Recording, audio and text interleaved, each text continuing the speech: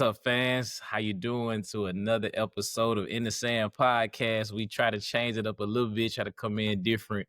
I'm excited for another episode. Excited to be here with another great coach, man. Coach George is an amazing guy, and I'm excited. And I'm gonna give shout out to Coach as well because he was also just like Coach Brakefield, my last episode. He was another guy that came up to me, man. We was at Tougaloo College, the games that they usually host at Tougaloo during Thanksgiving break, which is also is ran by my former AAU coach, Coach Lamont Roy. So shout out to you, Coach Roy. And Coach came up to me, and I'd always seen Coach from a distance, man. And I've always like just seen his energy, and I always kind of want to embrace that energy because every time you see him around somebody, man, he positive, man, he laughing, he always encouraging other people, and it's never about himself. So he comes up to me, and I'm chilling, I'm kind of incognito, man. I'm trying to be incognito because, man, I'm watching Raymond and Madison Central play, and I'm trying to get in there and see what Tony Tadlock doing because it's my first time playing him. And Coach come up to me, he said, man, I like what you're doing on the podcast. And anytime people come up and say that, man, I'm humble because in my mind, I think I got a small circle of people that's watching it, but you just never know the influence or things that's going on. And he said, man, I like what you're doing. So you got to get me on the podcast. And then he hesitated like, well, Coach, I know I may not be accomplished as these guys. And I'm like, man, we ain't even on that, man. Like, we looking for good people who trying to do the right thing, trying to be consistent. And I said, I'd love to have you. And that kind of, lit a fire to make sure I keep on doing it. So I said, man, once I get started, I'm going to give you a call. And he was like, man, he probably ain't going to give me no call. But, man, I wanted to be consistent with it, man. So, Coach George, man, I appreciate you, man. And, man, definitely, man, welcome to the podcast, brother. Man, I appreciate you for having me on. Yes, sir. Yes, sir, man. Like I say, we before the podcast started, everybody, we said, man, I was messing with my technology, man. I said, Coach came on, he said, ooh, that looking fast. I said, man, let's try it and see what it looks like. So I'm hoping that it I'm hoping that it look good to y'all. But man, It I'm looked good, man. hey, that was up, Coach. See, It looked I told good. you, I'm gonna make you feel good, man. But it's sincere. But Coach, let's get started into it because I just feel in my spirit this is gonna be a great episode, like all my episodes, Coach. And I open up the same way. I try to open up the same way consistently, because people who know me, I love to hear a good story because when you hear someone's story, and I want to say I got this from my mom. My mom always told me, man, write a book. And when your parents are talking to you, they telling you things, you listen like, yeah, yeah, yeah. But as you get older, and this is maybe a nugget for anybody, man, listen to people who are older in your life because as a young person, we think we know it all. Like we think we unlive this world, but people who are older than you, they giving you two pieces of advice. They giving you wisdom, and then they sharing you experience. So she would always say, write you a book, like tell it. And I'm thinking like, man, nobody want to hear my story. But as I got older, it's just somehow I just always ask people, man, like what you do for a living, or how did you get to this space, or like I always ask this question, like how did you meet your spouse, how did you meet your wife, how did you meet your husband, and when you see the story, you understand the significance of it, and as I grow more and more and more, I see God never makes some mistakes, and it's good to watch His plan come to pass. So, Coach, I want you to take this time and tell me, like from the beginning, you can go middle school, high school, maybe even earlier than that. How did you get to the space where you are, where you're coaching basketball in this space in this time? Well, man, I'm gonna tell you my story is a little bit different than most coaches. Um, I actually was lucky enough to work with Coach Book my senior year of high school. Excuse me. And so my best friend had a sister that played for Coach Book while she was coaching at Sumner Hill, which is a ninth grade school in Clinton. So she allowed me to work with her, and we were there for, believe it was like 6 years before she moved to Terry. And so when she moved to Terry, the A grade coach, which is Coach Christy Peterson, I worked with her for a year. And then she moved to Alabama. So in that time, I was kind of without a job, and I was still going through college. I had just started at Jackson State. And so by that time, Robert Green had made his way to Clinton, which he was there as an assistant under Bruce Robinson when I was in high school. So we already had a relationship, and so it's crazy because I just was going to a Raymond game. I didn't know that Coach Green was supposed to be the new assistant. I mean, not new assistant, but new head coach at Clinton. Mm-hmm. But he said it in one of the huddle. He was like, "Man, Carenzo was with me, knowing, not knowing that he was gonna be the head coach, and he came and saw about me. So when he made it to Clinton, I was there with him, and I saw him turn that program around. And by that time, he had left and went to Tupelo. But before that, I actually did get lucky enough to have James Lewis call me and tell me that he was gonna bring me on as an assistant at Jim Hill. However, because of the whatever the contract was, I was kind of sitting in the holding cell, and I needed some money. So Yes, sir. the day it was the day that I went to the first practice. We were talking and we were going to get there, and they were going to figure out whatever. That evening, around about 4 o'clock, I got to Jackson State University called and offered me a assistant director's job of the student center. And so I was in student affairs for 4 years. And all during this time, I'm still doing basketball. Um, and COVID came along. So when COVID came along, we were 5 on and 5 off. So it was just two of us in that office.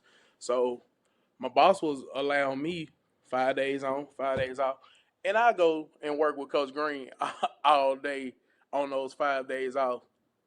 And so that's pretty much how my story got. And then once I was able to get the correct paperwork, the license, and everything, my first official head, or not head, but first official assistant job was with Charlton Gray at Brookhaven.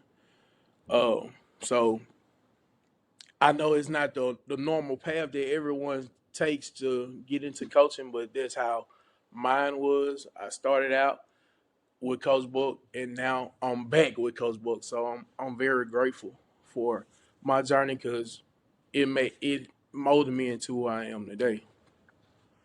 Coach, you said something. It's not like everybody's story, Coach. What you're gonna realize, man, and you see it more and more. And I know that everybody's story is different. Everybody's journey is different. Because if it was all the same, it really wouldn't even be interesting, man. And that's a good story to tell. And it's funny, man. As I listen to it and I'm taking my notes, everybody know I gotta have my notes. Um, I now that I think about it, I think I've seen you in passing before. I've actually, met you before. Like, to be honest, I mention this guy all the time, my brother Justin Sanders. He actually introduced me to you, I guess, before I really got introduced to you. He like, man, yeah, that's Coach George, man, good guy. Of course, he was at Germantown at the time. I think he met you. He's at Yazoo County now. So he always spoke highly of you. And so anybody my brother rock with, I'm always rocking with. And anybody who knows, we two peas in a pot, as they say. So that makes a lot more sense now. Yeah, Coach Robinson, man, he's a good guy. And it's funny that you brought his name up. When I was thinking about like mentorship and I was thinking about advice, man, anytime I see Coach Rob, man, he always give me some good advice. And what I was thinking about when I was riding in my car, dropping my daughter off, I was thinking about just he gives advice, but it's like simple advice. Like, it's nothing super spectacular. It's nothing like a lot of big words. It's simple. It's complex. It's simple and complex at the same time, but it's a straightforward. Like, I can remember, and I mention this a lot, and so I don't never want people to think that I'm still in this space. But the when I was at Murrah High School, I talk about this a lot on this podcast because it's a pivotal part of my life. It's really my story, and I know eventually I'm gonna share it. But when that didn't go the way that I wanted it to go, Coach Bruce Robinson, man, he came to me. We was at the coaches clinic, and this one, it was in Jackson at the Hilton, and I didn't know he knew me. But we passed each other in passing, and then he stopped. And of course, he asked about the job, and he knew that they gave the job to someone else. And he told me, he said, man, that's the politics of it. That's the business side of it. And really, Coach, I really didn't want to hear that. Like, I had got tired of people telling me, man, I didn't get the job because I was young, or I didn't get the job because of this, and I didn't get the job because of that. But when this man comes up and tells me this, I maybe receive it a little bit better because he doesn't know me. and I don't know him. And I'm realizing at this moment he's saying, "Hey man, listen to what they're saying. It's the political part of it, like it's a business side of it." And he had been coaching for a long time. Of course, you know he was with Carlisle when they were in Yazoo City, Daddy Carlisle. Yeah. And so those things made a difference. And he said, "Man, just keep on with it. Things gonna work out on your behalf. Just keep on with it." And he was just saying, sometimes you gotta be at a space for a small period of time. He was like, it's after a while, you're gonna have to change jobs anyway, just in this profession, because of just the players, the atmosphere, the fans. There's so many things in that. And really since then, man, I've been rocking with him. So every time I see him, he always got a good word for me. Chill, cool, smooth, and always moving and doing his thing, man. So Coach Robinson is a good guy to me. Coach Green is always cool too, very chill. Haven't had an opportunity to really talk to him for real, but anytime I see him, he's hospitable as well. So man, it's good to do that, man. Another guy on here I know is James Lewis, man. Again, Justin introduced me to James, man. James, I got to know him when he was at Warren Central.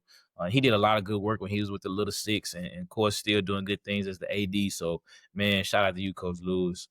Coach Lewis.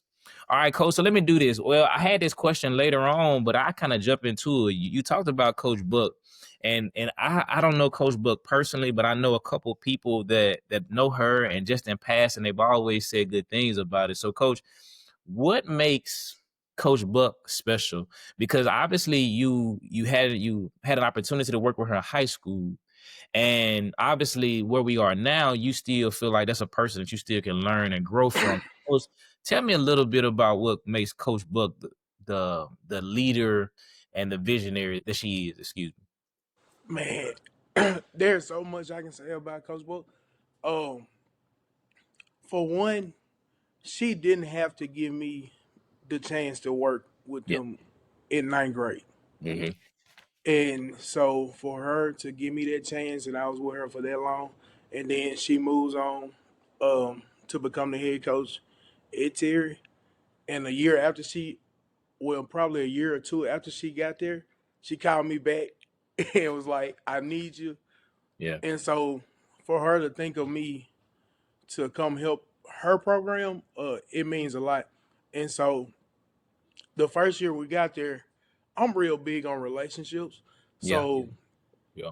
the first year we got there, the kids were kind of like, "What is this man doing? We hadn't had this, and so I make it my business to build those relationships. Um, and so that second year, which was, it's hard to turn a program around in such a short amount of time, and so she believed in me enough to give me control of calling the offense, Mm. and so most head coaches are not, because if we go down swinging, you know, because those people in the stands are going to talk. Always. They're going to talk, and so you hear the things in the stands like, "Well, why she not doing this and why she not doing that?" And Mhm. then you're like, "No, that's not how that goes," because I'm over here calling the offense, and people don't say that assistant coach is messing up, that assistant coach is doing this. It's always the head coach, and so for her to even stand there and have to, I know she's not gonna deal with it. Like the first meeting that we have with parents, the first words are, "I don't come to your house and tell you how to rearrange your furniture, so you're not gonna come to my job and tell me how to run my program."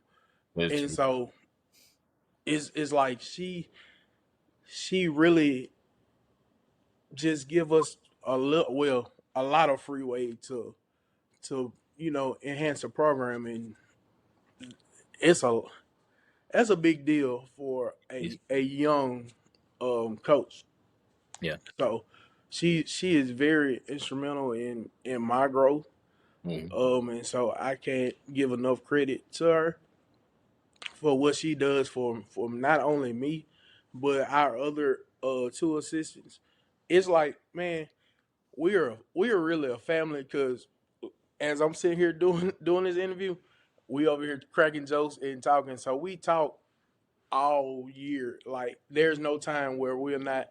If it's nothing but a TikTok that we done seen or something like that, when we'll just have conversations. So it's more than just basketball with her, and so that it means a very lot to me.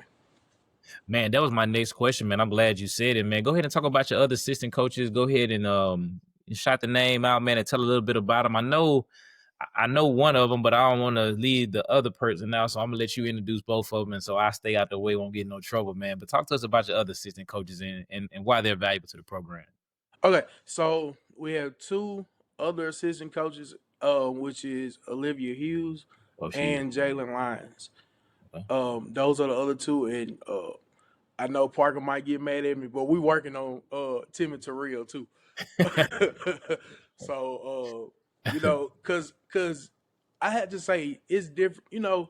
Some programs they don't is girls basketball and it's boys basketball, Mhm. but with us it's like we'll bounce ideas off each other. We'll talk to each other.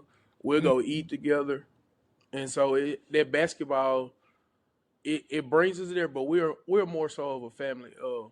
Mhm. And so, but get back to Olivia Hughes and Jalen Lyons. Um, those people. So when I got the job, when Coach Book called me, I said, Coach Book.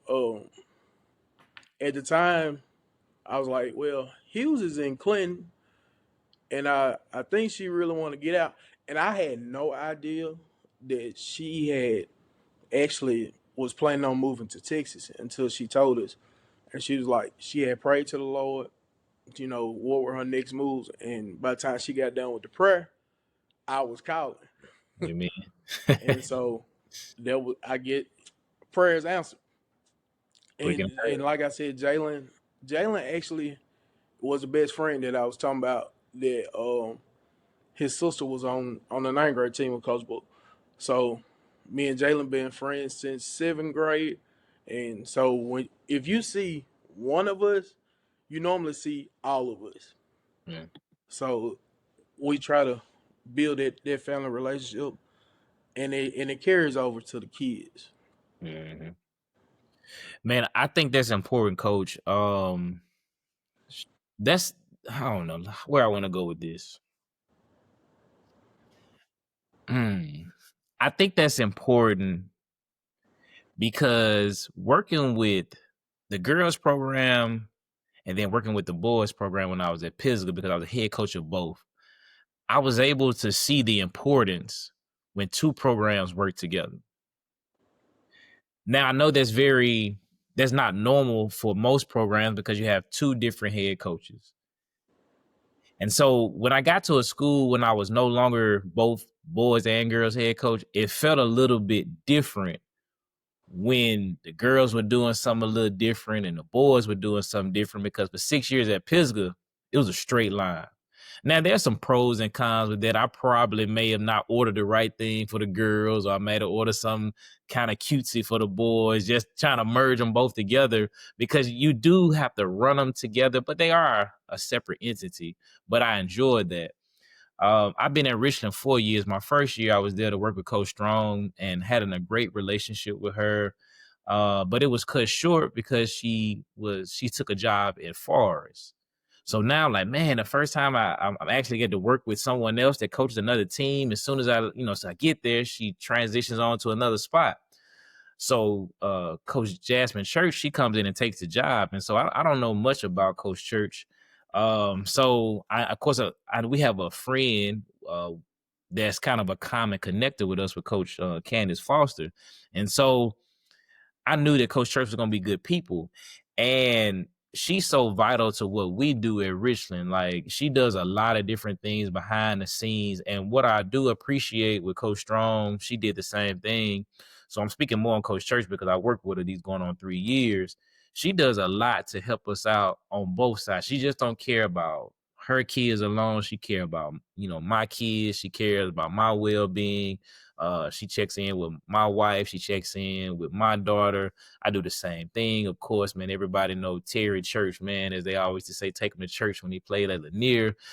So I know those individuals, I know his kids. So it's so good when you have a boys and girls program that works together because, like I know, Coach, it ain't always like that, Coach, man. I've seen the head girls coach on this side, head boy coach on this side.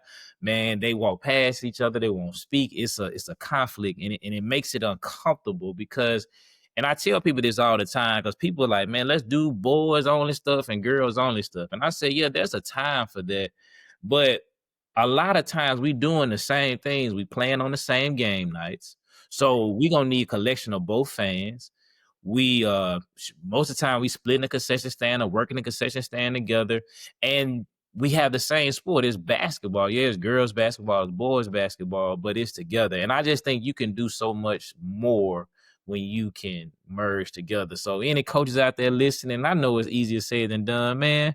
Make it work between the girls and boys program. Y'all figure it out, man. Yeah. But shout out to Coach Parker, man, as well. Again, I know him indirectly through my brother Justin. Of course, Justin was at Brinkley. I can't remember which middle school Coach Parker was at. I think it was Powell. Powell, yep. So that's kind of when he introduced me to it. So man, we kind of know each other in some form or fashion. So I think that's important. Coach, let's talk. Not to cut you off, but Go ahead. I know Church actually was one of Coach Buck's assistants in her first couple of years, also. Yep. And I just want to put that out. So Church worked under some good people. Yep. And that's how I really know about Coach Buck, because Coach Church always say good things about it. So that is true though, man. So we got to get Coach Buck on the podcast too, man. I try to recruit everybody on, man, but it's funny, Coach. I say, man, y'all want to join the podcast? Yeah, Coach, I want to join. Then I get to looking for Coach. I'm nervous. I said, man, come on, join this podcast. It's just two regular people on here talking, man. So again, shout out to Coach Buck as well. Coach, let me talk about this then while we're right here in the heart of Terry. Coach, this is my opinion. I could be wrong, and if I'm wrong, correct me. I don't really feel that Terry gets a lot of love when it comes to basketball. And maybe just Terry just in general when it comes to sports. And I know sometimes it could be overshadowed because, of course, I'm from Jackson, and of course, JPS, especially when it comes to basketball, that kind of dominates Hinds County. But then I know the people down in Raymond here, hold on, dominate Hinds County. What about us? So then I know that when you transition further down the road, once it was the Highway 18, you have to deal with the Raymond Rangers. But I feel like sometimes Terry gets overlooked.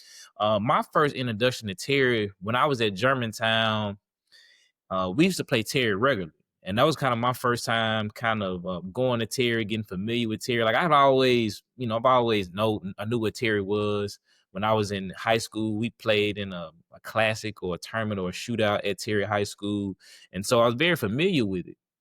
But as I got into the program and just got to know, I said, man, Terry got a lot of good things going on. And Terry has grown fast because it was kind of similar to Germantown. It started off like at a smaller entity. Then it kind of grew because people started to move out there and things of that nature. So, Coach, and I look at some of the things that you have done. This question lead up to another question, but I'll ask it. But before I do that, Coach, I say this.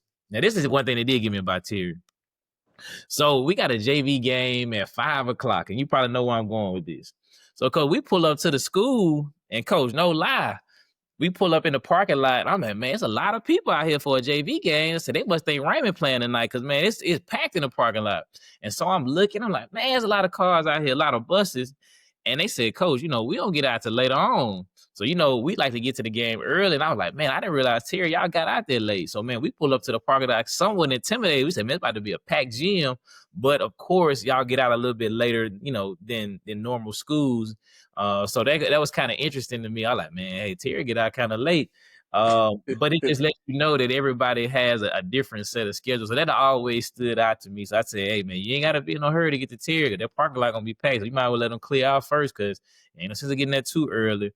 But that's just a side note. But just kind of tell us, man, why do you feel like sometimes Terry gets overlooked? And maybe y'all are not getting overlooked. Maybe there's me on the outside looking in. But do you feel that y'all sometimes get overlooked? Well, I wouldn't say, because this is my fourth year, so I don't know exactly how everyone felt before I got there. Mhm. Um, I do think that us reclassifying made a difference. Yep. So us dropping down to 6A made us competitive instantly.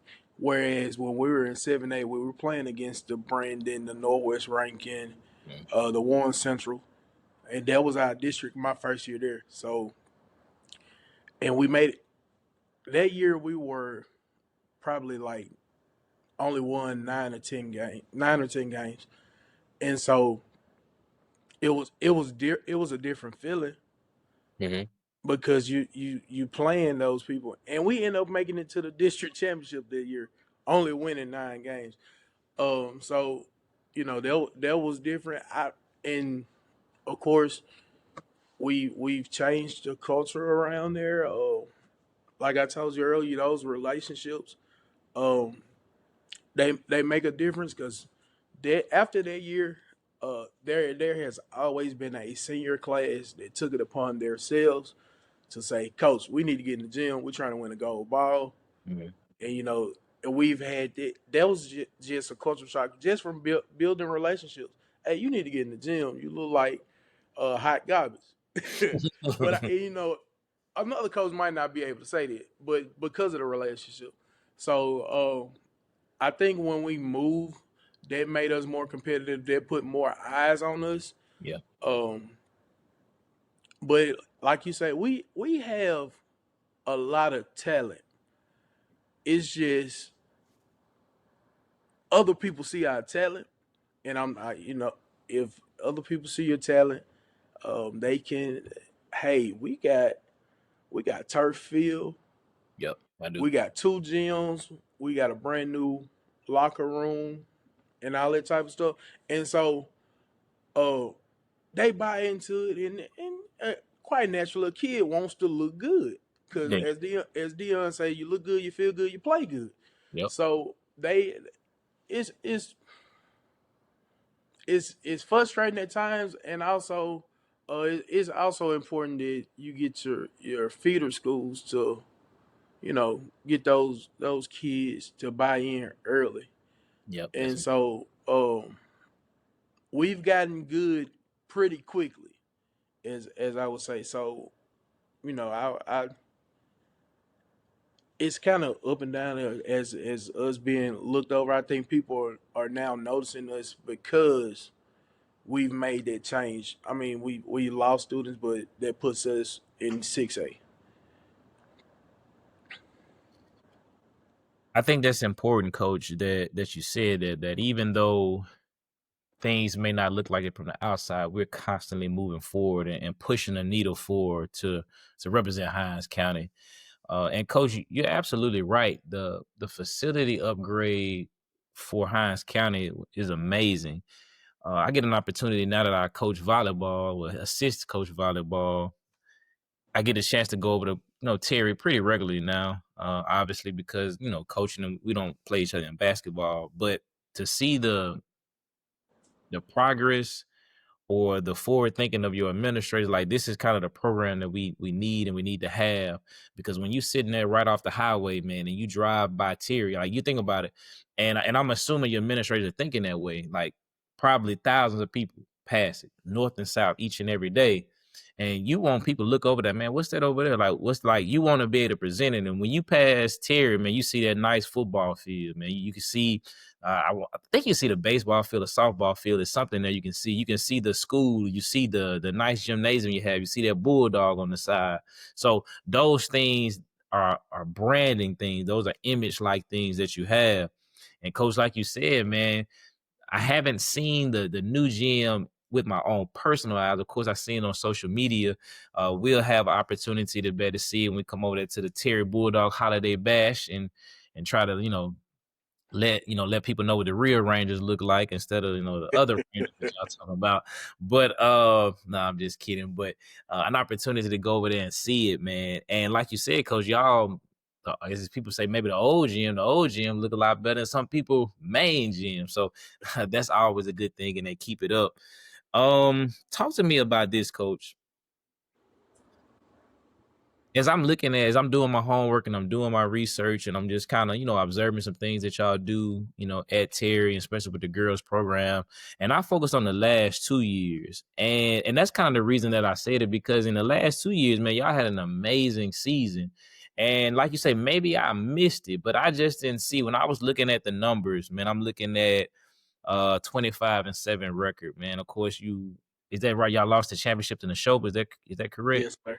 You lose in the show, but then I know last year, man, you 20-8, and then you lose to Callaway High School. And the thing, and most people do know it, we know Neshoba won the championship that year. So you lost to the champions, and you lost to Callaway, which also won that championship as well. And as I'm looking at it and I'm breaking it down, that's an amazing thing. And like you say, Neshoba was just different that year, man. Coach Broom does an amazing job. I've been knowing Coach Broom for a minute. It's funny. He was the boys coach at Northwest Rankin, and people probably don't even know that when I was in high school. And then as I got out of high school, started coaching, he was at Philadelphia High School, and so we uh, develop a strong relationship.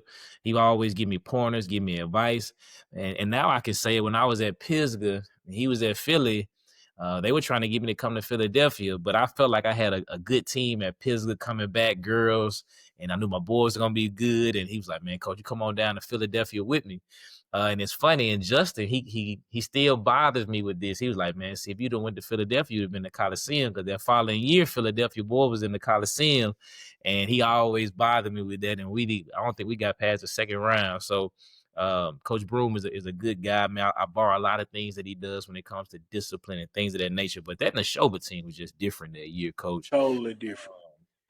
Speed, the defense, the shot making, and Coach, it's simple, man. And Coach Broom don't do a whole lot of. He's pretty much almost standing there, because I know Coach Broom. He do a lot of his coaching at practice, and he let his girls do what he's supposed to do. And then Coach, I look at Callaway. I had an opportunity to watch Callaway this past year when they played Murrah High School. And they were determined, because I know they had a disappointing loss, just like y'all had a disappointing loss the previous year. So they were determined to get it. And coach, that game was a very close game. If I'm not mistaken, the score was 40-37.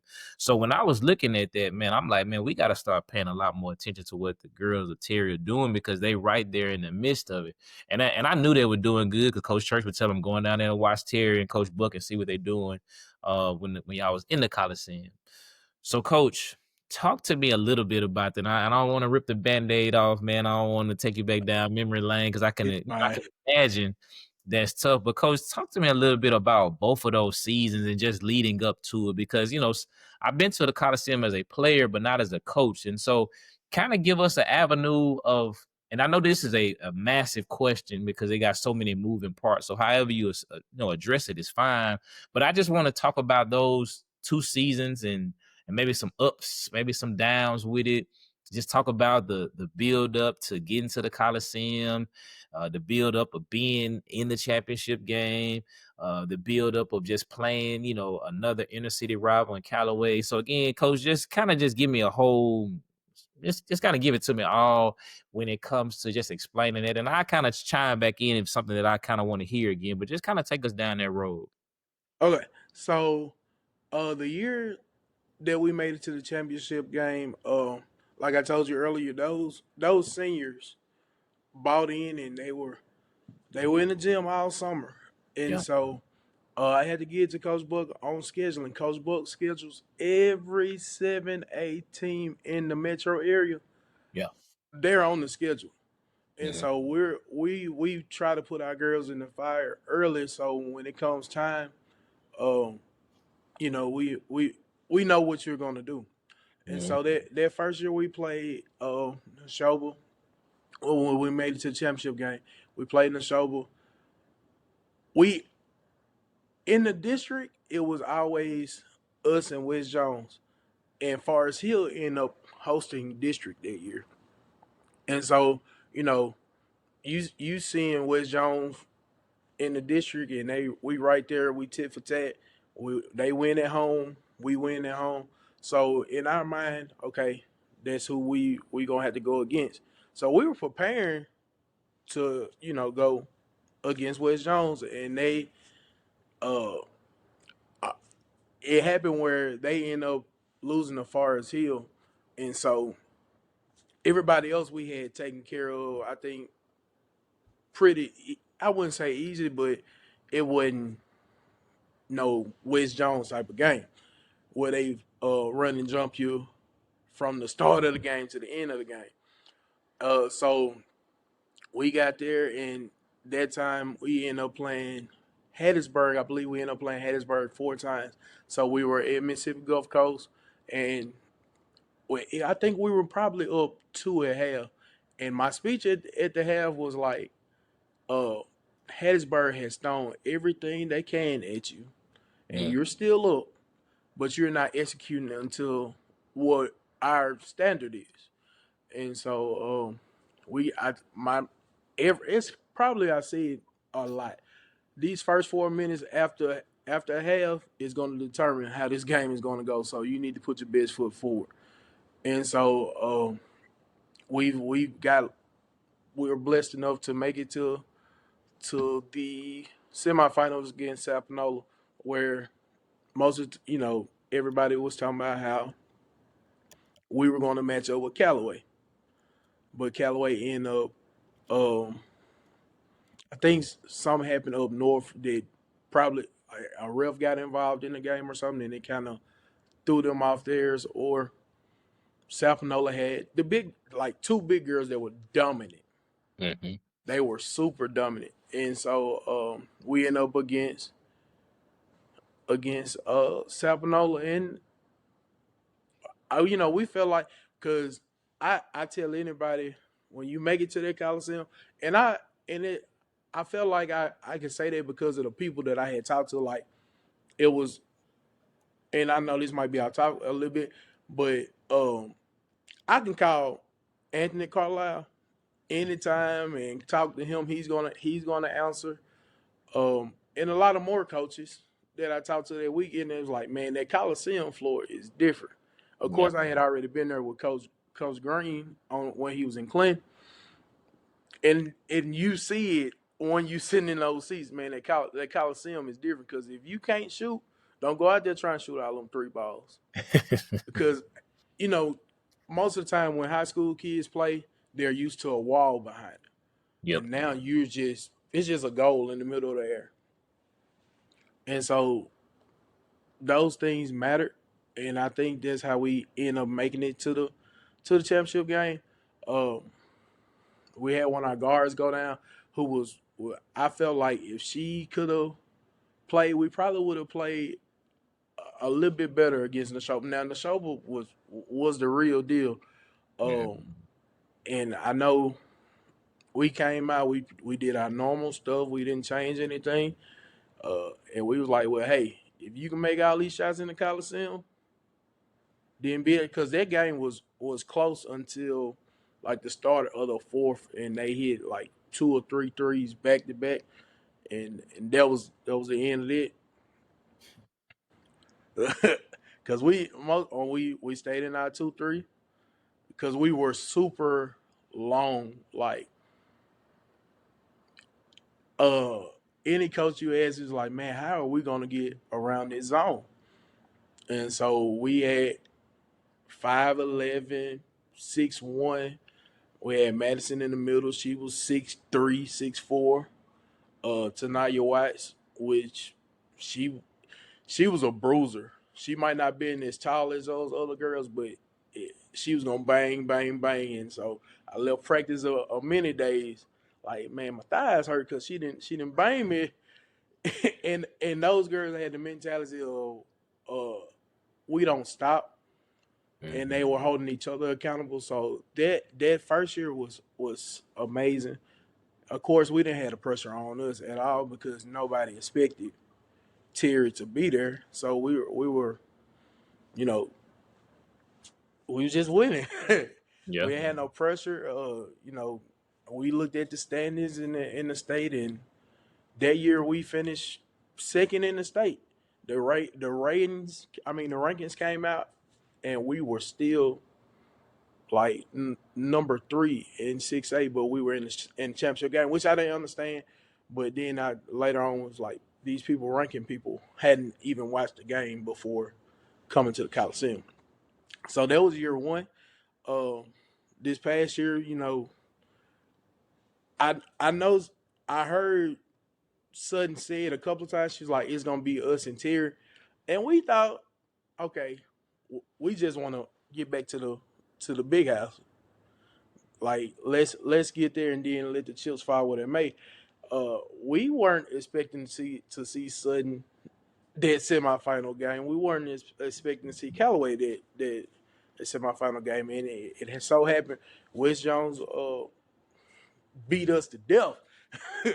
Quite honestly, Ducksworth was Ducksworth was balling that game, and then I don't we don't blame officials, but we were playing two different games.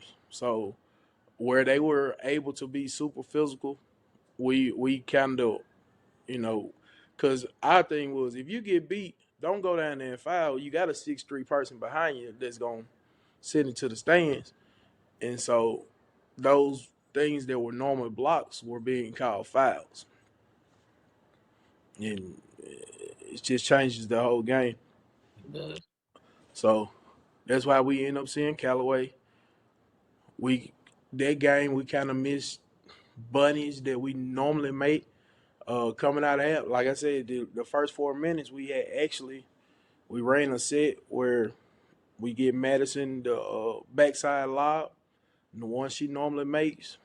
It hits the back rim. Fast break hits the we get it to it goes it hit back rim. Those are game changing moments, and the game eventually came down to free throws and layups, which we preach every day. So those were the past 2 years. This year we do plan on holding a gold ball. It's just as simple. So we preach this summer because we have a younger group coming up, but the standard is the standard. So if you can't do it with is added. Coach Buck will tell any any child in that gym that's on that team, whether they play ninth grade or they're a senior, uh, you got to buy in, and we can start with 7 and finish with 4. So that's just our mentality about it, and you have to set your standards because those kids are they'll fold if they hadn't been in those positions.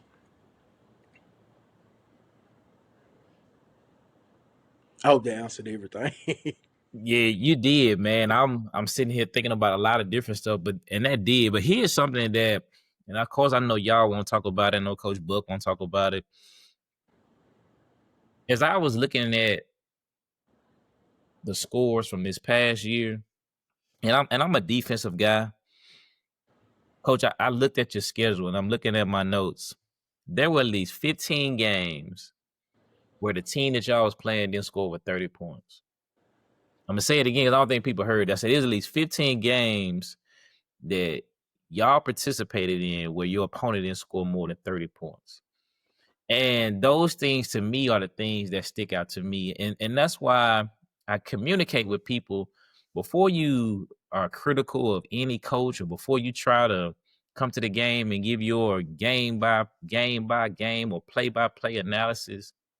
Look at the body of work that's going on because a lot of what you see at 6 o'clock or 7:15, 7:30, that's a very small percentage of what he or she, when I mean he or she, the coaching staff, what are they doing on an everyday basis? So, Coach, I'm not sure if it was a point of emphasis for you all. I'm just not sure if y'all were just super better than everybody, but I don't think that's a coincidence. A coincidence, excuse me, that those stats speak to what they are. So, Coach, can you talk to us a little bit about that and just the defensive scheme on what do y'all do to put that kind of pressure on another team where it's hard to be able to put that ball in the hole? And I know you talked about the zone, and maybe that's the reason. Maybe y'all do other things, but can you talk to us about that part of it? So, um,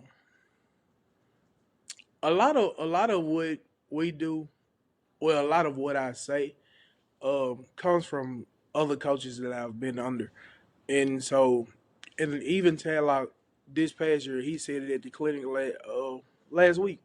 It's like the first one to 40 is normally going to win.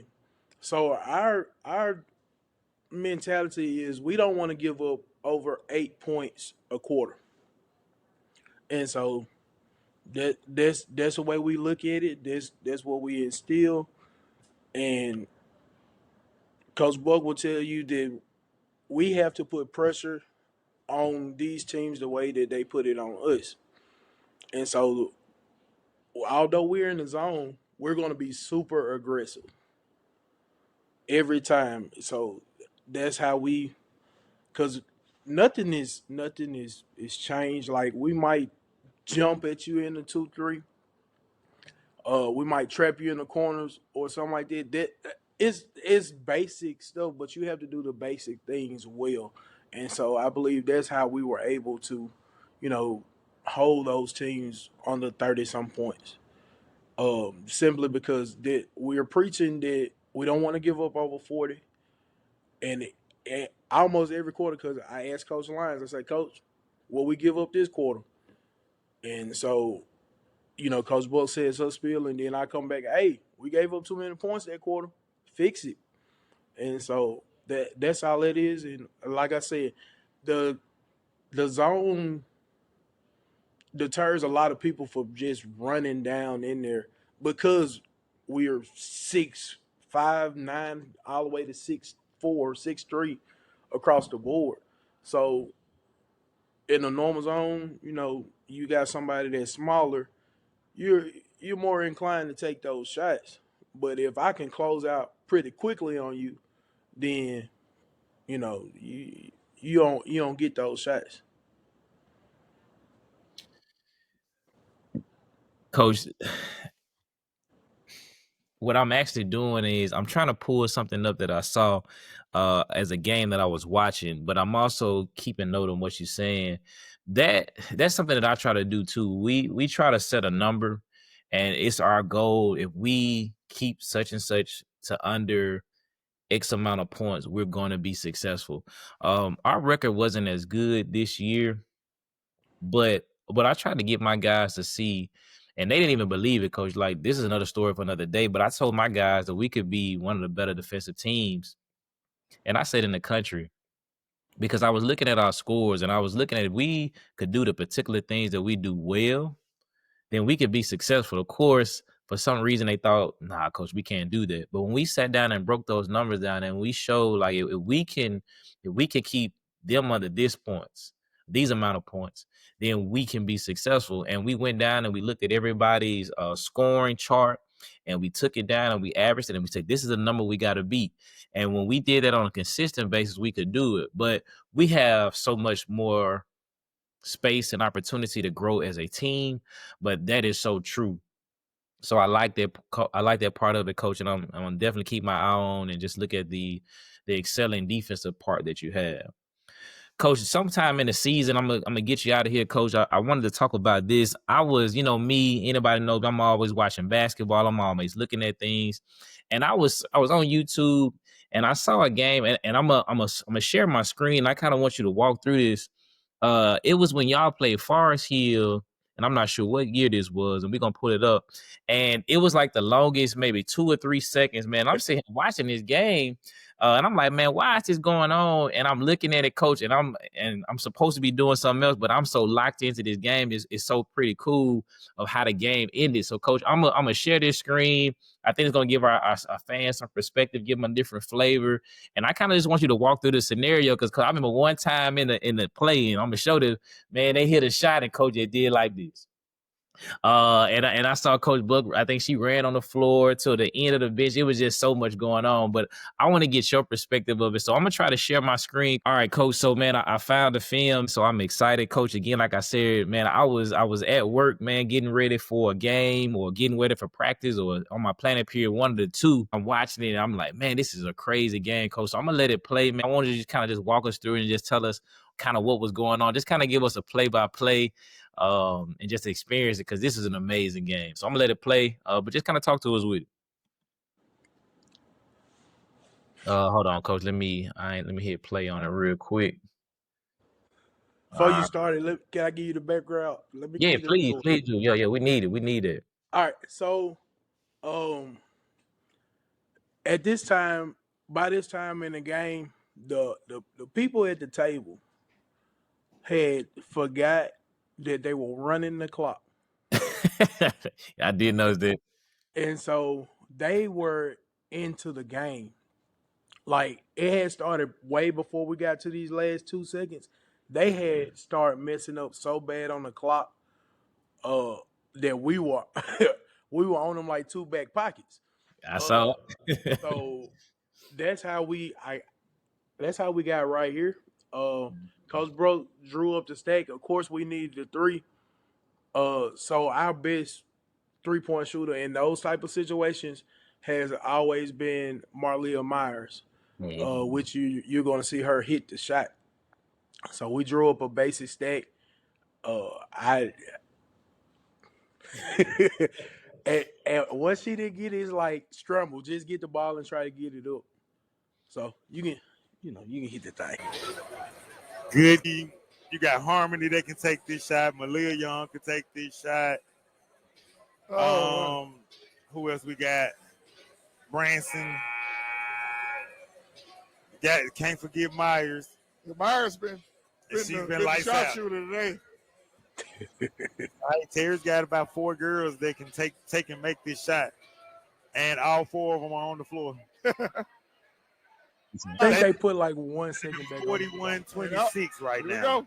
It is 1 point. So they do have a chance to 1.8 do that. up No, she has to miss this shot. Look out of bounds. Oh no. Man, Oh no. They called out of bounds with about 0.5 left. Let's see. Hey, they might can use us. We got replay. We got replay over here. Replay. Hey, We got we replay over here. we got the replay. Y'all want to challenge it? Oh my goodness. They want to challenge Oh, it? they're gonna give it to him. 0.8 seconds left to go. Oh, and 2 points. Oh my God. 2. There's Maddie. What we Offensive say? foul. He called an offensive foul. Oh, What a game. they waited on. What a game. What a game.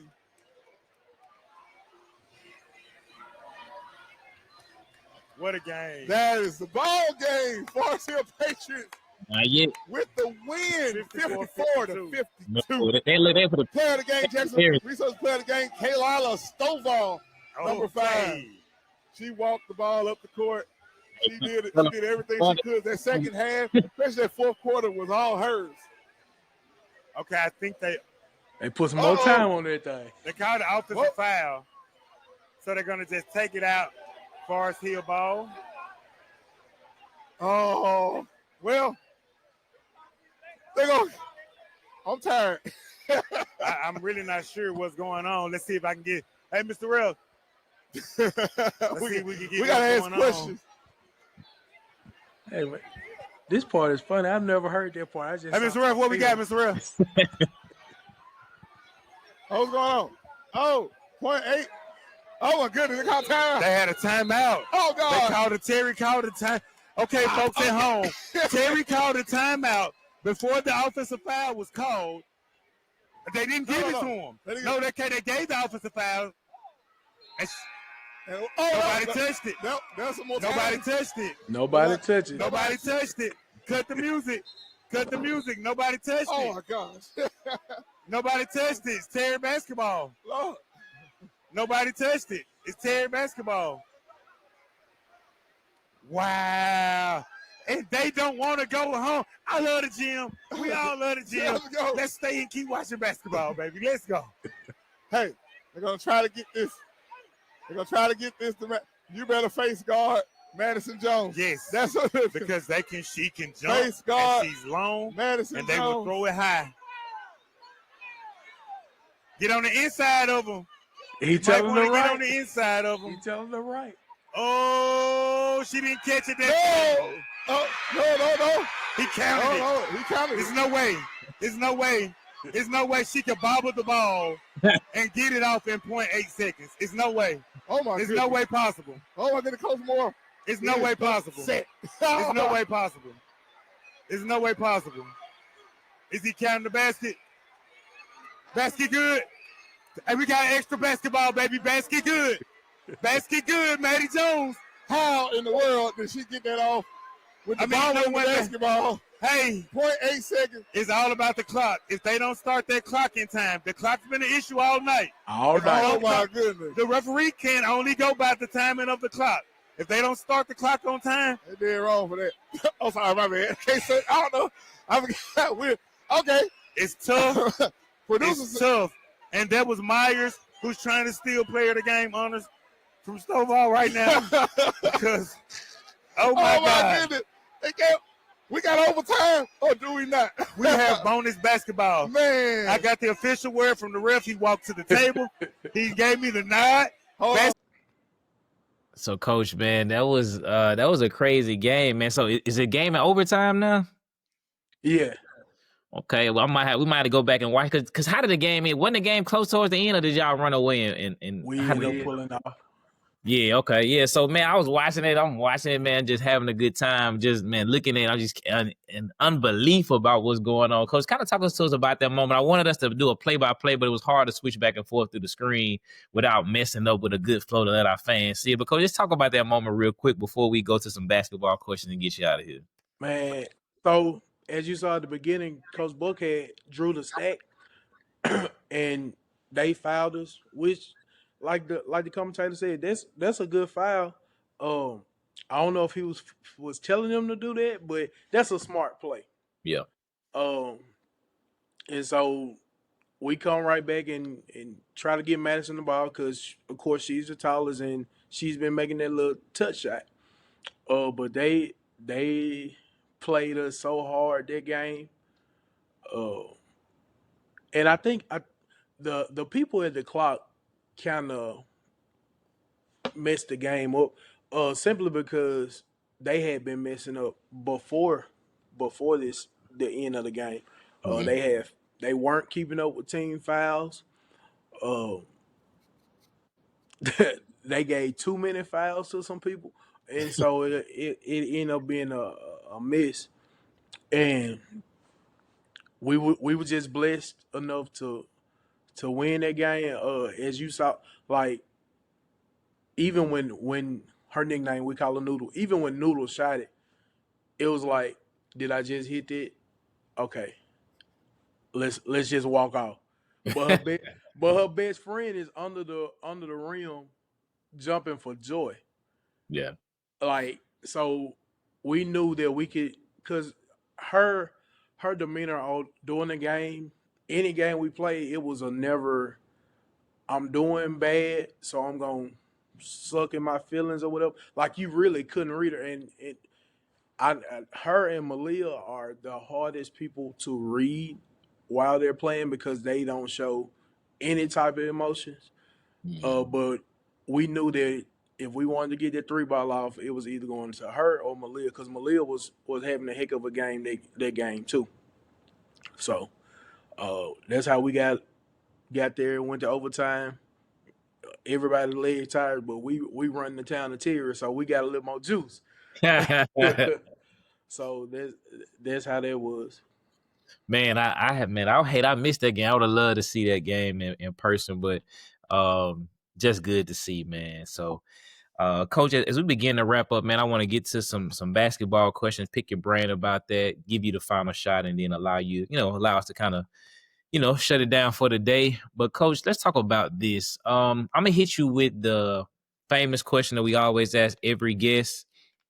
And I'm gonna ask you a two-part to it because you're on the women's side, Coach. We always talk about this point. Give us your starting five, like your greatest team you'll create out the NBA. Give me 5 players. They don't have to be by position; they can be positionless.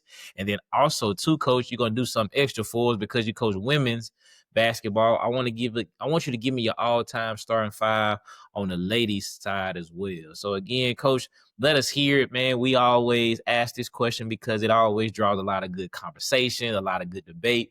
And I just like to be able to hear it about who people would put in their 5. If they had an opportunity to choose 5 people to start a franchise or start 5 people just so they think the greatest. So I want you to do that on the women's side as well as the men's side. Man, that's kind of tough, but I'm gonna try my best. Okay. Well, I'm gonna put LeBron in there because I'm a LeBron fan. I know most people, so I would have LeBron. Um, I'm not putting him in position. I just got him on the team. Like, just go out there and ball. So I Okay. got LeBron. I'm gonna do Kobe. I'm gonna do Shaq. That's three. Oh, I'm gonna do Steph Curry. And I'm gonna do T Mac. Like most people don't say nothing about T Mac, but I'm put T Mac on there. Okay. Coach, you man, you set a history for this In the Sand podcast. You know, Jordan has been undefeated on this list. Every guest has put Jordan on there. So, Coach, I got to put you on the spot, man. You know, MJ is known as the GOAT to a lot of people. Why not MJ on the list? Because you got LeBron, you got Kobe, you got Shaq, you got Curry, and you got T Mac. And I'm with you too, man. I'm a big T Mac fan as well. I like LeBron. I'm really a fan of all these guys. But tell me why Jordan not on your list? Well, man, I had this conversation a couple times. Uh, we all agree that Jordan is the greatest. We all can agree about that. My from my perspective, I wasn't born Okay. to watch Jordan when he was in his prime. Now I did watch him a little bit when he was in the Wizards, but the Wizards Jordan Oh and the yeah, Bulls Jordan is two different people. yeah. So when I because we had this talk at school a bunch of times, and I keep arguing with them. I wasn't around to watch Jordan, Mm-hmm. and so I can't just and then it starting lineup. I want the people that I'm watching. I know what they can do. Mm-hmm. Ain't no wrong with it. Hey, I like it, man. It ain't no right or wrong to this list, man. I really hope my assistant coach, Coach Bridges, is listening to this, man, because man, he gonna fight me. Like I got Jordan as the greatest of all time, but I like LeBron, and he for some reason he hates LeBron, so I'm always throwing LeBron facts at him. I'm just hitting him with. I'm just throwing facts at him. He coming, he's swinging everything he can. So man, Man, this right here, it's gonna give me a lot of kudos with him right here. So I hope you you listening. know, you know, I I think a lot of people in Mississippi don't like LeBron simply because of what he did at Jackson State. Man, I'm glad. Man, I'm go ahead. I'm glad. It's go ahead, man. I'm gonna let you finish. Go ahead, let you finish. No, that's all. Like a lot of people don't really have a reason why they don't like LeBron, except what he did to them kids at Jackson State. He wouldn't shake their hand. He wouldn't sign autographs, not knowing the background of the contract of what Nike and them have going on. So there's a lot of Mississippi because my auntie used to do that. She Yeah, used to, I can't stand LeBron. He yeah. ain't that good anyway. Well, what's your reasoning? Ain't got one.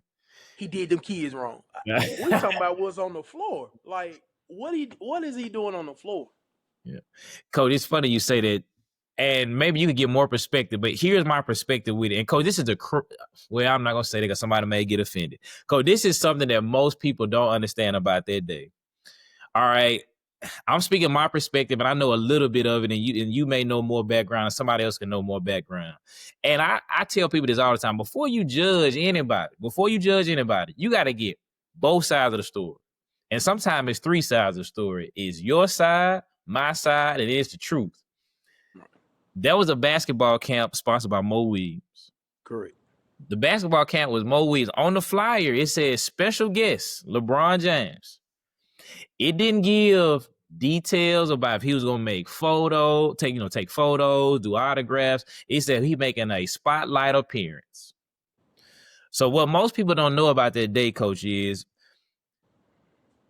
each camper had an opportunity to invite people on the last day.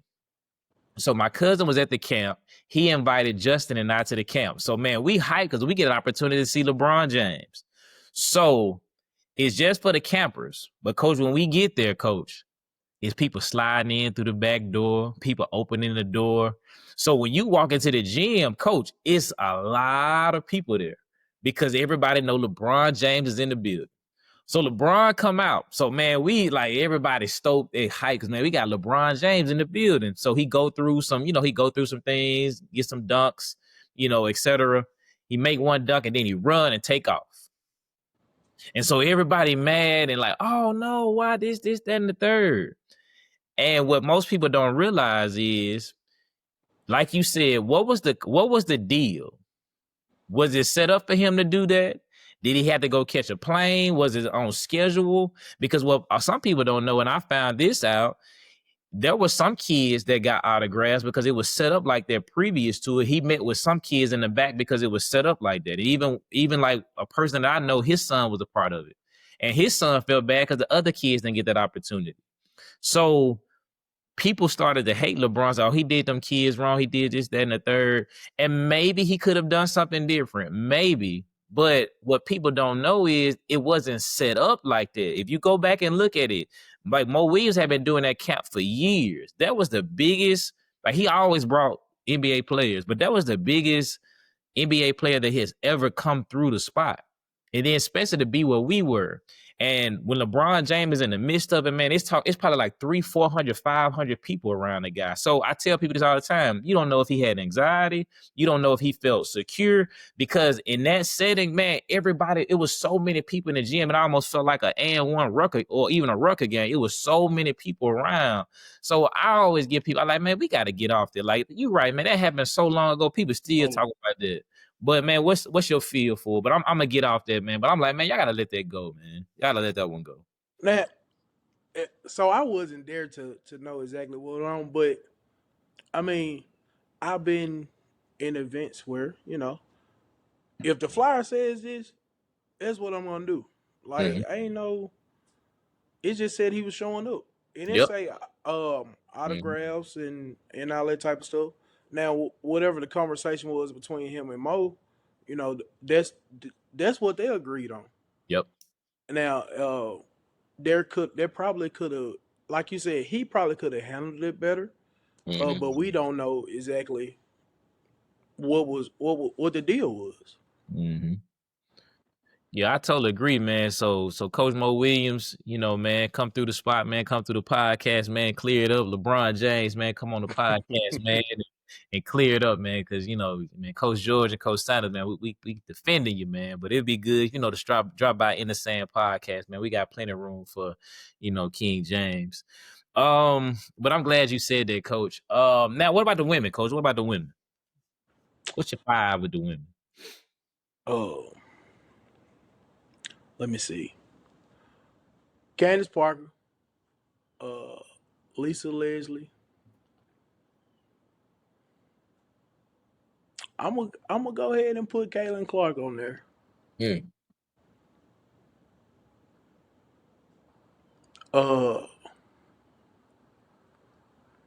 Them next two is a lot they can feel right there, huh?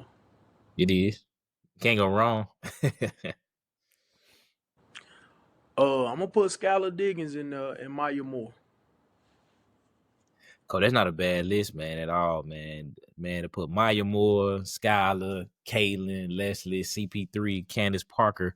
Coach, that ain't a bad list. That's really not a bad list.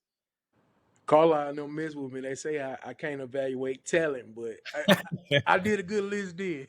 Hey, man, shout out to my man Carlisle, man. Carlisle, good dude. I talk to him regularly too, though, man. So, hey, Carlisle, George got a good list this time. Hey, I'm saying something fun about Carlisle, and he said it in his interview, but I don't know if a lot of people said it, because I used to do who the greatest coaches of all time, high school and college. And he said every time I watched the video, he said, man, y'all give me y'all list. He said, y'all leave me off that list. So he said, I'm remembering it. So he got that Jordan mentality. He said, y'all leaving me off my list.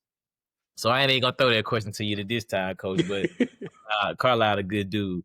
Coach, this is something else that I've been doing. It's called the What If. And I saw this on social media, and we live in a world of what if, but I like to talk about it basketball-wise. I know last time on my last interview, I did the what if with Paul George. I said, what if Paul George doesn't, hurt his or damage his leg? Where would he be and the Pacers be? So I'm going to throw one at you, man, and just kind of get your perspective on it. And you talked about this with T-Mac. I like T-Mac. You like T-Mac as well. So I'm going to throw this to you. What happens to Toronto if Vince Carter and T-Mac don't leave Toronto? Like, where do you see their their career going? Where do you see Toronto? So if T-Mac don't leave, what if T-Mac doesn't leave Toronto and Vince Carter? Oh, well, at that time, it was normally two guys on each team to be balling out. So I do believe they probably make it to the conference finals. Yeah. Because those guys were great. Yeah. I thought about this when you were saying it. If T-Mac stays in Toronto, to be honest, coach, I don't know if T-Mac is T-Mac because like we saw the young T-Mac because he was 18, fresh out of high school, 18, 19 years old, playing with Toronto, and he was legit. But he was always under the shadow of Vince Carter. Like it's always hard when you playing with a great player because somebody got to be A and somebody has to be B, or somebody got it's just like that. On some nights you're gonna be able to kind of be the number one guy, and I think that's sometimes what Brown and Tatum go through. But somebody has to be number one, has to be number two. But when T Mac was able to leave and get his own team in Orlando, I felt like it just trapped. It just like he stepped on the launch pad. It's like his career just went to a different level because now everything was based around him, centered around him, and now he could really just shine. And I thought that really helped him a lot. I thought he shined in Orlando, shined in Houston, but of course his injuries just take a part of it. So it's kind of hard to say. Like you don't if he stays with Vince in Toronto, do they become a dynamic duo? Or do they just hold each other back? So it's kind of tough. So I think that's a good perspective what you said. I do think they go to the conference finals. I got to go back and see like who was running the East during that time. I probably can. I got an idea, but I don't want to say the wrong thing. But I think it definitely would have been a strong team. Man, Coach, it's been a great interview, man. I had a good time just laughing, just talking, man. Just kind of just being in this conversation in this space with you, Coach. But I know we can't stay here all day, man. I know we I'm can't. enjoying this. I can. Man, I can too, though. Hey, man, I do this like I can't tell them all my secrets, man. But I do this podcast thing, man. I really get down with it. So I just really enjoyed. I'm really trying to put some good content out, but I'm really the part that I love the most is spotlighting good coaches like yourself, spotlighting solid people like yourself, and then spotlighting what basketball looks like at every different level. And then not even that, man, it just helps me build a group of people that I can just talk to, shoot a text to, because when I coach basketball, I always saw it as me against the world. But what I realized is that you can do a whole lot more together. Like you said, you mentioned Carlisle, how you talk to him from time to time. So those relationships make a difference. And so it's easy to pick that phone up and shoot a text and be like, hey, Coach George, man, what y'all doing with this zone? Or what you think I should do? Should I put this person in the high post or the low post? Or, hey, man, you watching the game, what that look like? And I think that just builds so much connectivity with that. So it's just, I enjoy it too, I guess, in so many words, man. I enjoy this part of it. But, Coach, as we wrap up, man, can't end the show, can't end the podcast without letting you have the final word. I call it the last shot. And in this segment, for those who are new to the podcast, is where we give our guests an opportunity to close the show. They can either give a shout out, some do. They may leave us with a positive word. Just anything that you want to say is not a right or wrong answer. It's not a time limit to it. So, Coach, man, take the final shot. All right, man. Coach, I appreciate you for shooting me a text and allowing me to be part of this platform. Um, what I got to relationships matter, Yeah. and so I've always tried to surround myself around people that can give me a nugget here or there. And so that's why I shout out you know Carlisle and Coach Rob, Coach Green. My first official head. I keep saying head because I guess it's where I'm headed. But my official assistant, Coach Gray. Uh, a lot of people don't even. Well, probably do on the girl side, but Coach Wilson down there at Brookhaven. Mhm. Uh, there were many days that I sat in there practice and tried to figure out their defense. and and still hadn't figured it out yet. But he always was giving me nuggets, and I used to sit in his office more than I sat in our own office, and we'll just talk about a lot of stuff. Um, and when I get to naming people, I really don't want to leave anybody out, because all these people that I name, anytime I text or call, it doesn't take long for them to text me back. So I greatly appreciate them. Uh, so we got Carlisle, uh, Coach Gray, Coach Buck, which I still work for, uh, Chris Parker, James Lewis, Keith Williams. There's a lot of people, man. Uh, but those are just a few that I can call and talk to, and they've always been helpful in trying to push me towards the mark. And then I met a new person, which is Dr. Dawson, which you did interview with him a couple of weeks ago or whatever. Um, he just met me at the clinic this past week, and he said, "Hey man, uh, because it's a job open." Yeah. And I was like, "Man, I'm ready, but I'm not in a rush." And he said, "Hey man, it's a job on right now. You want me to call him? Like, we sit here talking, but you want me to call him? Like, Yeah. bro, stop playing. Do you want me to call him?" Like, he was on me hard. Excuse me. And I told him, I feel like we got another run in us to get that gold ball, but when the time comes, I'll be ready. And so I'm not in a rush to be. I wouldn't say I'm not in a rush. Let me not say that. I'm ready, but it's God's timing.